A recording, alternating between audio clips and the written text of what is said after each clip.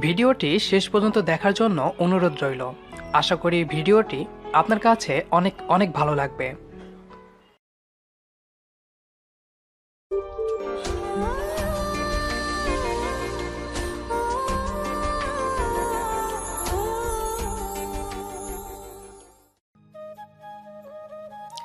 আমার বাসর রাত। বিছানা ঠিক মাঝখানে নববধূ বসে আছে, মাথায় লম্বা ঘোমটা দেওয়া। আমি বিছানার এক কোণায় বসে আছি। রুমে এসি চলছে, তবুও ঘামছি। বুকের ভেতর হৃৎপিণ্ড এমনভাবে লাফাচ্ছে মনে হচ্ছে ড্রাম বাজছে। চেষ্টা করছি, কিন্তু মুখ থেকে কোনো কথা বের হচ্ছে না। মনে হচ্ছে সব কথাই ভুলে গেছি। সে এক অস্বস্তিকর অবস্থা, অথচ এমন হওয়ার কথা না। আমি যথেষ্ট সাহসী ও স্মার্ট একটি ছেলে। তাছাড়া এই বাসরাতের জন্য যথেষ্ট প্রস্তুতিও নিয়েছি। বাংলা সিনেমার বাসর ঘরের সিনগুলো বারবার দেখেছি এবং বিভিন্ন জনের কাছ থেকে অনেক পরামর্শ নিয়েছি। সবচেয়ে বেশি পরামর্শ পেয়েছি আমার ভাবির কাছ থেকে, তবে তিনি একজন বোকা টাইপের সহজ সরল মহিলা। আর তার অধিকাংশ পরামর্শই ছিল উদ্ভট এবং ভয়ঙ্কর। শোন, বাসরাতেই কিন্তু বউকে ঠিকমতো টাইট দিবি। তুমি যখন বলেছ অবশ্যই দেব, কোনো ছাড়াছাড়ি নাই। কিন্তু কি দিয়ে টাইট দেব? প্লাস স্ক্রুড্রাইভার নাকি রেঞ্জ দিয়ে? সব কিছু নিয়ে ঠাট্টা করবি না। মনে রাখিস, বাসরাতেই বিড়াল মারতে হয়, না হলে সারা জীবন কিন্তু বউয়ের কথায় উঠবস করতে হবে। করলে সমস্যা কি? ওঠবস করা এক ধরনের ব্যায়াম, শরীর ভালো থাকবে। ফাজলামি করবি না, একটু সিরিয়াস হ। ওকে, আমি সিরিয়াস। কিন্তু বিড়াল যে মারবো তা বিড়াল পাবো কোথায়? আর ভাবি, এরা এ যুগের মেয়ে, এদের এমনিতেই ভয় ডর কম। বিড়াল মারলেও কোনো লাভ হবে বলে মনে হয় না। যদি বাঘটাক জাতীয় কিছু মারতে পারতাম তাহলে একটা কথা ছিল, কিন্তু সমস্যা হচ্ছে বাঘ পাবো কোথায়? আচ্ছা ভাবি, তোমার জানাশোনা কোনো ফার্ম আছে যেখানে বাঘ বিক্রি করে? আমার মাথায় একটা সিরিয়াস আইডিয়া এসেছে। ধরো বিয়ের দিন একটা বাঘ খাঁচাসহ কিনে এনে বাসর ঘরে রেখে দেব। তারপর রাতে টার্জনের মতো শুধু লাল রঙের একটা জাহিঙ্গা পরে বাসর ঘরে ঢুকবো। রুমে ঢুকেই কোনো কথা নাই, প্রথমেই মুখের কাছে দুই হাত এনে টার্জানের মতো ও ও ও বলে একটা চিৎকার দেব। তারপর নতুন বউয়ের সামনে জঙ্গলিদের মতো নেচে নেচে বল্লম দিয়ে বাঘটিকে খুঁচিয়ে খুঁচিয়ে মারব। এরপর বাঘের ডেড বডির উপর দাঁড়িয়ে আবারও ও ও ও বলে চিৎকার দেব। আমি 100 ভাগ নিশ্চিত বউ ভয় পাবেই, এমনকি ভয়ে অজ্ঞান হয়ে যেতে পারে। খেয়াল করলাম ভাবি অবাক হয়ে আমার দিকে তাকিয়ে আছেন। এভাবে তাকিয়ে আছো কেন? তোরে বুদ্ধি দিতে আসাটাই আমার ভুল হয়েছে। ভাবি, একটা কথা, জাহিঙ্গাটা লাল পরব নাকি হলুদ? তুই দূর হ আমার সামনে থেকে। বাসর ঘরে এভাবে বেকুবের মতো বসে থাকার কোনো মানে হয় না। সিদ্ধান্ত নিলাম কোনো একটা ওসিলাই রুম থেকে বের হয়ে পালিয়ে যাব। তারপর রাতে আর বাসায় ফিরব না। বিছানায় বসা থেকে উঠে দাঁড়ালাম। দরজার সামনে যেতেই পেছন থেকে মাস্টারনির মতো কণ্ঠে বলে উঠল, কোথায় যাচ্ছ? মাই গড, প্রথমেই তুমি! কোথায় ভেবেছিলাম প্রথমে আপনি করে বলবে, আর আমি বারবার অনুরোধ করে বলবো আপনি না, তুমি বলো। কিছুই তো দেখছি পরিকল্পনা মতো এগোচ্ছে না। ঘুরে দাঁড়ালাম, দেখলাম এখনো ঘোমটা দিয়েই বসে আছে। বললে না কোথায় যাচ্ছ? টয়লেটে যাব। ঠিক আছে, কিন্তু বাইরে যাচ্ছ কেন? টয়লেট তো রুমের মধ্যে। তাই নাকি? টয়লেট রুমের মধ্যে? তোমার বাসা, আর তুমি আমাকে প্রশ্ন করছো? তাই তো, এটা তো আমারই বাসা। বুঝছি না কেন জানি সব কিছু ওলটপালট হয়ে যাচ্ছে। তাই? আচ্ছা যাও, টয়লেট থেকে ঘুরে আসো। এখন তো টয়লেটে যেতে ইচ্ছে করছে না। আচ্ছা, ইচ্ছে না করলে যেতে হবে না। এদিকে আসো, সামনে এসে বসো। ভয়ে ভয়ে বিছানার এক কোণে গিয়ে বসলাম। ওখানে বসেছো কেন? আমার সামনে বসো। সামনে গিয়ে বসলাম। হৃৎপিণ্ডের গতি আরও বেড়ে গেল, সেই সঙ্গে বেড়ে গেল ঘামের গতি। মনে হচ্ছে প্রতিটি লোমকূপে একটি করে পানির নল বসানো হয়েছে। টের পাচ্ছি শেরওয়ানির নিচে পাঞ্জাবি ঘামে ভিজে গায়ের সঙ্গে লেপ্টে গেছে। সে এক বৃষ্টি অবস্থা। তোমার সমস্যা কি? গত আধা ঘন্টা ধরে লক্ষ্য করছি তুমি কেমন যেন অন্যরকম আচরণ করছো। আমারও তাই মনে হচ্ছে। কেন জানি সব কিছু তালগোল পাকিয়ে যাচ্ছে। আসলে প্রথম বিয়ে তো, তাই। প্রথম বিয়ে মানে? তোমার কি আরও বিয়ে করার ইচ্ছে আছে? নাউজুবিল্লাহ, এটা কি বললা? আসলে নার্ভাস তো, তাই কি বলতে যে কি বলছি বুঝতে পারছি না। It's okay. আচ্ছা, আমি আর কতক্ষণ এভাবে ঘোমটা দিয়ে বসে থাকবো বলতে পারো? আমার ঘাড় ব্যথা করছে। তাই নাকি? আসো তোমার ঘাড় টিপে দিই। আমি কি তোমাকে ঘাড় টিপতে বলছি? না, তা বলনি। ঠিক আছে, বলো আমাকে কি করতে হবে। তোমাকে কিছুই করতে হবে না। বলেই ঝামটা দিয়ে ঘোমটা খুলে ফেললো। হাই খোদা, সবসময় ভেবেছি বাংলা সিনেমার মতো বাসরাতে আমি ঘোমটা খুলব। সে লজ্জায় জড়সড় হয়ে মাথা নিচু করে বসে থাকবে। আমি চিবুকে হাত দিয়ে বলবো, চোখ খোলো লক্ষ্মীটি, আমার দিকে তাকাও। তা না, সে নিজেই ঘোমটা খুলে ফেলেছে। কি হলো? নিচের দিকে তাকিয়ে আছো কেন? আমার মুখের দিকে তাকাও। বউয়ের মুখের দিকে তাকালাম। মনে হলো আমার সামনে এক অস্পরি বসে আছে। চুপ করে আছো কেন? বলো, আমাকে দেখে কেমন লাগলো? বুঝতেছি না। মানে কি? না, আসলে ভাষা খুঁজে পাচ্ছি না। তুমি অনেক সুন্দর। তাহলে মাশাল্লাহ বলো। মাশাল্লাহ, সুবাহান আল্লাহ, আলহামদুলিল্লাহ। এত বেশি বলতে হবে না। তোমাকে দেখে অনেক খুশি হয়েছি তো, তাই সব কিছু একসাথে বের হয়ে যাচ্ছে। খুশি হয়েছো? তাহলে যাও, এখন 2 রাকাত নফল নামাজ পড়ে খোদার কাছে শুকরিয়া আদায় করো। এখনই পড়তে হবে? হ্যাঁ, এখনই পড়তে হবে। শোনো, এই রুমে তো জায়নামাজ নাই। জায়নামাজ ছাড়া নামাজ পড়াটা ঠিক হবে না।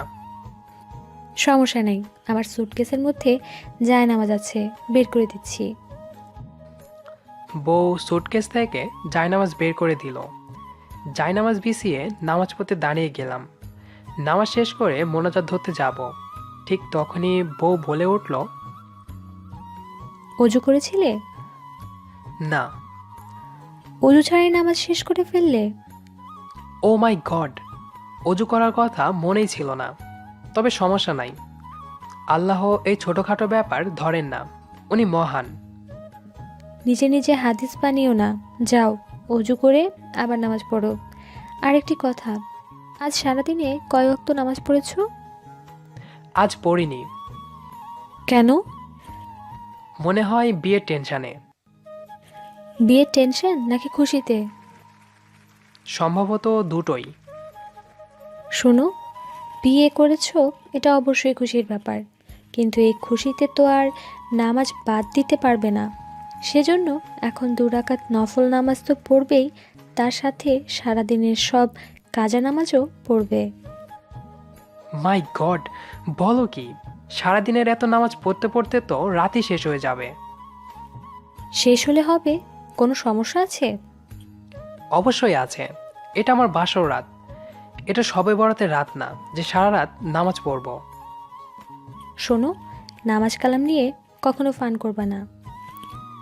আচ্ছা, করব না। দাঁড়িয়ে আছো কেন? যাও নামাজ শেষ করো। আমি এর মধ্যে বিয়ের পোশাক চেঞ্জ করে একটু ফ্রেশ হই। তা কি পরবো? মানে কি? মানে আমি তোমার পছন্দের পোশাক পরতে চাচ্ছি। এখন বলো, শাড়ি পরবো নাকি সালোয়ার কামিজ? শোনো, আমার রুচি তোমার পছন্দ হবে না। পছন্দ না হলেও বলো, শুনি। একবার একটা বাংলা সিনেমায় দেখেছিলাম, অঞ্জু আপা লুঙ্গি আর শার্ট পরেছে। তুমি... কথাটা শেষ করতেই পারলাম না। দেখলাম আমার দিকে কেমনভাবে ভুরু কুঁচকে তাকিয়ে আছে। কিছুক্ষণ তাকিয়ে থেকে বলল, তুমি কি এখন আমাকে তোমার অঞ্জু আপার মতো লুঙ্গি পরতে বলছো? দেখো, আমি তো আগেই বলেছিলাম আমার রুচি তোমার পছন্দ হবে না। অবশ্য তুমি চাইলে আরেকটি ইউনিক আইডিয়া দিতে পারি। না, তোমার ইউনিক আইডিয়া আর শুনতে চাচ্ছি না। তুমি যাও, নামাজ শেষ করো। বিসমিল্লাহ বলে নামাজ শুরু করলাম। নামাজ শেষ করে দেখি বউ বিয়ের পোশাক পাল্টে নীল একটা শাড়ি পরে বসে আছে। কেমন লাগছে আমাকে? নীলপরীর মতো লাগছে। তাই? তুমি কি কখনো পরে দেখেছো? না, দেখিনি। তাহলে কি করে বুঝলে আমাকে পরীর মতো লাগছে? সরি, ভুল হয়ে গেছে। তোমাকে পরীর মতো লাগছে না। তার মানে কি? না মানে, আমি বলতে চেয়েছি তোমাকে পরীর চেয়েও সুন্দর লাগছে। ধন্যবাদ। আচ্ছা, তোমার কি আমার হাত ধরতে ইচ্ছে করছে? একটু একটু করছে। ধরতে চাইলে ধরতে পারো, তবে তার আগে 50,000 টাকা দিতে হবে। বুঝলাম না, তোমার হাত ধরার জন্য কেন আমাকে টাকা দিতে হবে, তাও আবার 50,000? এটা আমার কাবিনের টাকা। কাবিনের টাকা পুরোটা না দিলে আমাকে স্পর্শ করতে পারবে না। এ তো দেখি বিরাট সমস্যা। কিন্তু এত রাতে টাকা পাবো কোথায়? হঠাৎ মনে পড়ল কাবিনের টাকা না দিয়ে মুক্তি পাওয়ার কৌশল, যে কৌশল ভাবি শিখিয়ে দিয়েছেন। ভাবি গ্যারান্টি দিয়ে বলেছেন এই কৌশলে কাজ হবেই, এখানে ব্যর্থ হওয়ার কোনো সম্ভাবনাই নাই। ভাবির শেখানো ডায়লগই বাংলা ছবির ভিলেনদের মতো ঝেড়ে দিলাম। দেখো, তোমাকে এখন একটা কঠিন সিদ্ধান্ত নিতে হবে। আমাকে চাও না কাবিনের টাকা চাও, দুটো একসাথে পাবে না। এই ডায়লগের পর ভিলেনদের মতো একটা হু হা হা হা হাসি দেওয়ার ইচ্ছে ছিল, কিন্তু সাহসে কোলালো না। শোনো, আমার সাথে বাংলা সিনেমার ডায়লগ দিয়ে কোনো লাভ হবে না। আমি কাবিনের টাকা চাই এবং পুরোটাই চাই। কোনো রকম ধানাই পানাই চলবে না। বাসর ঘরে আমার স্বামী যেন কাবিনের টাকা শোধ করতে পারে, আমাকে স্পর্শ করতে পারে। সে কারণেই আমার কাবিন মাত্র 50,000 টাকা রেখেছি, না হলে 50 লাখ রাখতাম। মেজাজটাই গরম হয়ে গেল। না, বউয়ের ওপর না, নিজের ওপর। কেন যে ভাবির মতো মাথামোটা মহিলার পরামর্শ শুনে এ ধরনের সস্তা ডায়লগ দিতে গেলাম? আমার কাছে তো এখন এত টাকা নাই, তুমি চাইলে কাল ব্যাংক থেকে এনে দেব। তাহলে আজ আর হাত ধরার দরকার নাই, কাল ধরো। মানে কি? আমি কি বাসর রাতে হাতটিও ধরতে পারবো না? না, পারবে না। তবে তুমি চাইলে আমার শাড়ির আঁচল ধরে বসে থাকতে পারো। এর জন্য কি টাকা লাগবে? না, এটা ফ্রিতে।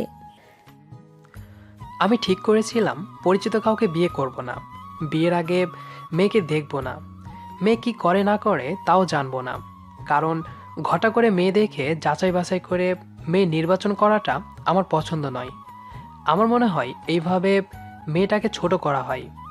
মা বলেছিল মেয়েটা সুন্দর কিনা দেখ, সরাসরি না দেখলেও কমপক্ষে ছবি দেখ।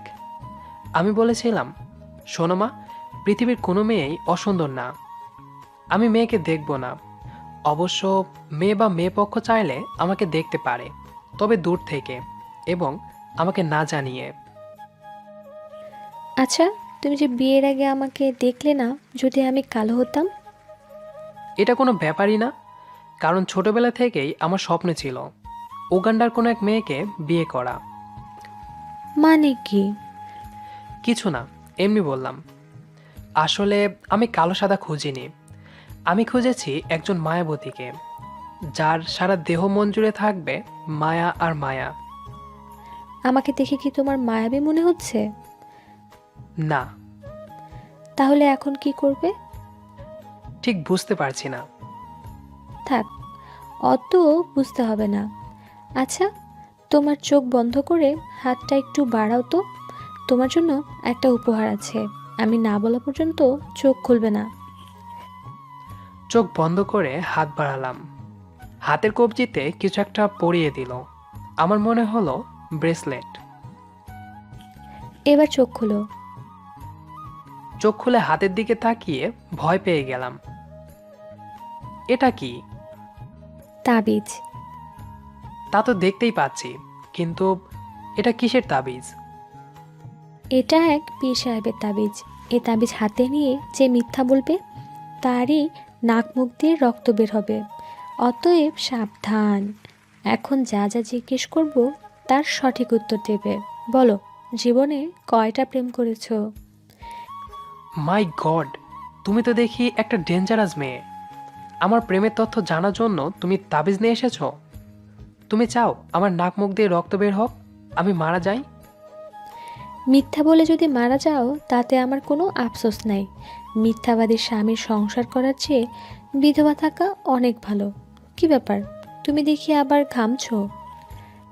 পানি খাবো।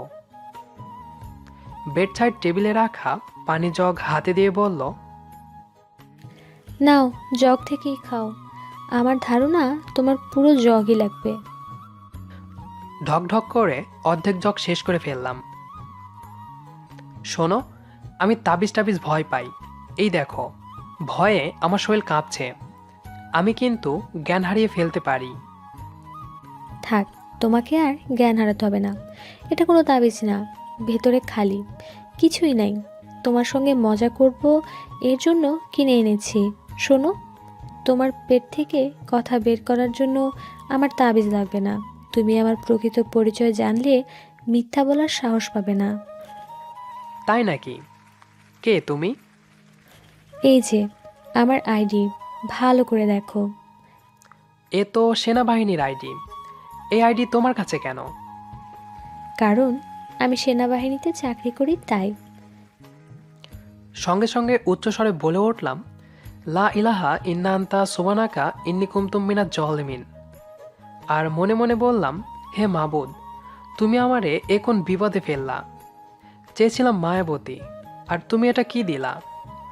বউয়ের আঁচল ছেড়ে দিয়ে দূরে সরে বসলাম। কি ব্যাপার, আমি অফিসার শুনে দূরে সরে গেলে? কারণ আমি আর্মি ভয় পাই। তাই? তা তোমার কি এখনো হাত ধরতে ইচ্ছে করছে? না, আর ইচ্ছে করছে না। আচ্ছা, তোমার মানিব্যাগ বের করো তো, দেখি কত টাকা আছে। মানিব্যাগটা হাতে দিলাম। ব্যাগ থেকে টাকা বের করে গুনলো। 4,000 টাকা আছে। এটা এখন নিলাম, আর বাকি 46,000 টাকা কাল দেবে। বলে টাকাগুলো বউ ব্যাগে রাখলো। নাও, এখন হাত ধরো। না, না লাগবে না। আমার হাত ধরতে ইচ্ছে করছে না। ইচ্ছে না হলেও ধরবে, কারণ এখন আমার খুব ইচ্ছে হচ্ছে। হাত ধরলাম। বুকের ভেতর আবার ড্রাম বাজতে শুরু করলো। একটা গান গাও তো। বউয়ের এমন আবদারে অবাক হয়ে গেলাম। আমাকে বলছো? এখানে তো তুমি ছাড়া আর কেউ নেই। আমি গান গাইতে পারি না। আমি বাথরুমেও কখনো গান গাইনি। তারপরও গাও। আসলে ছোটবেলা থেকে আমি স্বপ্ন দেখতাম বাসর রাতে আমার বর আমাকে হাত ধরে চোখের দিকে তাকিয়ে রোমান্টিক গান গাইছে, আর আমি মুগ্ধ হয়ে শুনছি। কিন্তু আমার গান তোমার ভালো লাগবে না। লাগবে। ঠিক আছে, তুমি যখন জোর করছো, তা কি গান গাইবো? তোমার সবচেয়ে প্রিয় গানটাই গাও, তবে তার আগে আমার হাত ধরে চোখের দিকে তাকাও। কাপা কাপা হাতে বইয়ের এক হাত ধরে চোখের দিকে তাকালাম। দেখলাম বইয়ের চোখে মুখে রোমান্টিকতা। আমিও আমার চাহনিতে রোমান্টিক একটা ভাব আনার চেষ্টা করলাম। তারপর কাপা কাপা গলায় গান ধরলাম। বন্ধু তুই লোকাল বাস, বন্ধু তুই লোকাল বাস, আদর। বউ হাত তুলে গান থামিয়ে দিল। তোমার সমস্যা কি? কোনো সমস্যা নাই। কেন? মাই গড, তোমার রুচি তো দেখি ভয়াবহ রকমের খারাপ। কেন? এটা তো হিট গান। তোমার পছন্দ হয়নি? অন্য আরেকটা গাইবো? খবরদার, তুমি জীবনেও আমার সামনে গান গাইবে না, এমনকি একাও গাইবে না। ঠিক আছে, গাইবো না। আচ্ছা, আমি কি তোমার কোলে একটু মাথা রেখে শুতে পারি? না, পারো না। এত আহ্লাদ ভালো না। 4,000 টাকায় শুধু হাত ধরে রাখতে পারবে, তাও 4 মিনিট। এর মধ্যে অলরেডি 2 মিনিট শেষ। থাক, বাকি 2 মিনিট আর হাত ধরবো না। আমার খুব ঘুম পাচ্ছে, আমি ঘুমাবো। মানে কি, বাসরাতে কেউ ঘুমায়? কেউ ঘুমায় কিনা জানি না, কিন্তু আমি ঘুমাবো। খবরদার, এখন যদি তুমি ঘুমাও একেবারে খুন করে ফেলবো। মনে রেখো, আমার ভ্যানিটি ব্যাগে কিন্তু পিস্তল আছে। মিসাইল থাকলেও কিছু করার নেই। সত্যি মাথা ধরেছে। বিয়ের টেনশনে গত 2 রাত ঘুমাতে পারিনি। কেমন জানি লাগছে। আচ্ছা, যাও ঘুমাও। আসলে বউ আর্মি অফিসার জানার পর থেকে ভয় পেয়ে গেছি। ভয় কিনা জানি না, রাজ্যের ঘুম এসে জড়ো হয়েছে 2 চোখে। কখন যে ঘুমিয়ে পড়লাম বুঝতেই পারিনি। ভোর রাতে ঘুম ভাঙল, কিন্তু চোখ পুরোপুরি খুললাম না। মিটমিট করে চোখ খুলে দেখি আমার মিলিটারি বউ জেগে বসে আছে, আর আমার মাথা তার কোলে। নরম হাতে আমার চুলে বিলি কাটছে। মনে হলো তার হাত থেকে মায়া গলে গলে ঝরে পড়ছে আমার চুলে। বুঝতে দিলাম না যে আমি জেগে আছি। ঘুমের ভান করেই তার কোলে মাথায় রেখে শুয়ে থাকলাম। বুকের ভেতর কেমন জানি শান্তির হাওয়া বয়ে যাচ্ছে। মনে মনে বললাম, এই তো আমার মায়াবতী, আমার স্বপ্নের মায়াবতী। বাসর রাত মানুষের জীবনের সবচেয়ে মধুর রাত। এই রাত মানুষের জীবনে একবারই আসে। অবশ্য যারা একাধিক বিয়ে করেন তাদের কথা আলাদা।